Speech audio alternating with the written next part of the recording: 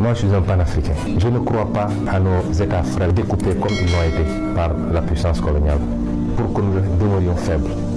Je n'y crois pas. Ça dépend de ce qu'on veut. Si c'est le développement seulement qu'on veut, chaque État, s'il est bien géré, bien gouverné, ce qui n'est pas le cas, peut se développer.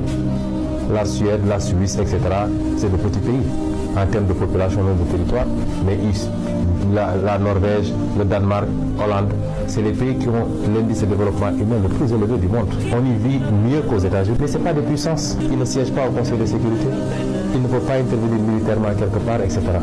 Ce n'est pas des puissances. Donc si c'est le développement qu'on veut, on peut l'avoir. Même ici au Sénégal, en gérant très bien notre pays, nos ressources naturelles, nos ressources budgétaires et financières, en respectant le minimum de règles démocratiques, de transparence également dans la gestion, en ayant une vision et un programme solide, on peut se développer rapidement. Mais on ne sera pas une puissance. Et moi, je veux qu'on ait des puissances africaines, en attendant d'aller vers une confédération africaine. Mais pour le faire, il faut quoi?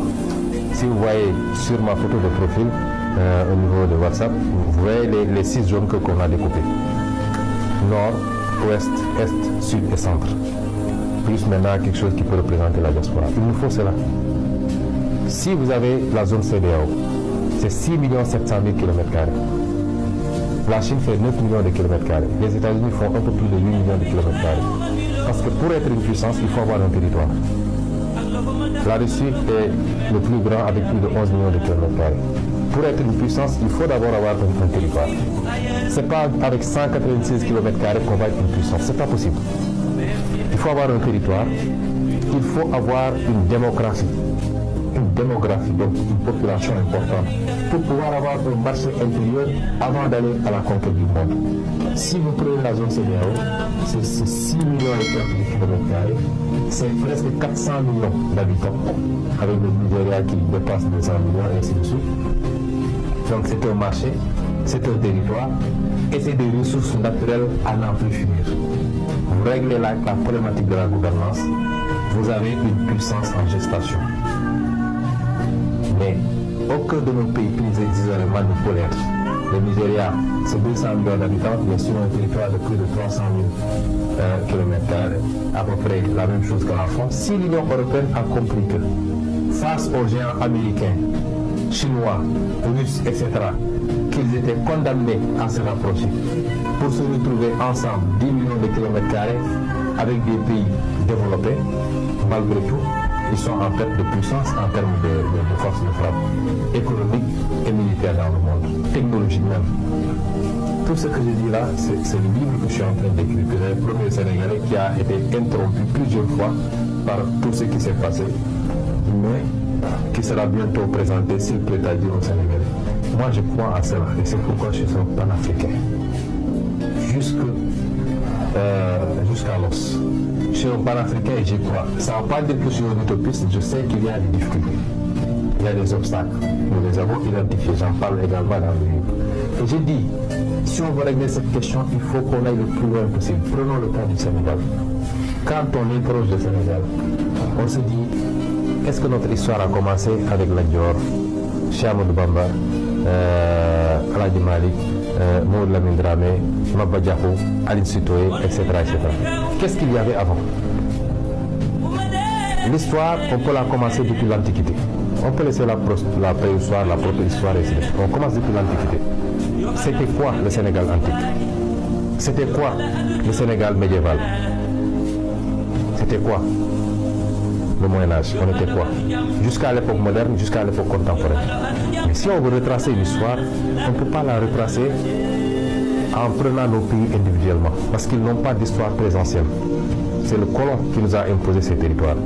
Si vous voulez aller jusqu'à l'Antiquité, vous êtes obligé de remonter à l'Égypte antique, et donc aux excellents travaux de Cheikh Anta Diop. Et nous, on nous a fait croire que Cheikh Anta Diop racontait des histoires. Pourquoi moi je croirais ce que l'historien américain ou allemand ou français dit? Je ne croirais pas à ce que Cheikh Anta Diop dit, que l'Égypte antique était noire. Ce qui est tout à fait vrai, parce que l'Égypte nubienne a précédé la haute vallée égyptienne. Ça, l'histoire l'a démontré. Des études même américaines l'ont démontré. Donc il nous faut accepter d'aller le plus loin possible. Vous prenez un enfant chinois qui a 8 ans, il va vous dire, nous les Chinois, on va conquérir le monde. Parce que nous avons 5000 ans d'histoire. Quand nous faisions la muraille de Chine, les Européens étaient dans l'obscurité. Quand nous faisons la route de la soie, les Européens étaient largués. Ils étaient obligés de venir pour avoir certains produits chez nous. Donc on lui a appris dès sa naissance qu'il a une histoire ancienne. Mais nous, si vous voulez renvoyer vous renvoyer à quoi?